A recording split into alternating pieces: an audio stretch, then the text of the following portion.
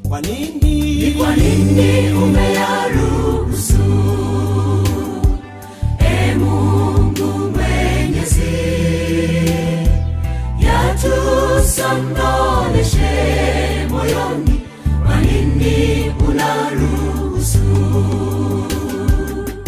Ona haya machozi, tazama tunavyolia. Twajiuliza sana, Bwana, ni kwa nini uliyaruhusu? Lipuko ni ghafla, tulipofamiwa na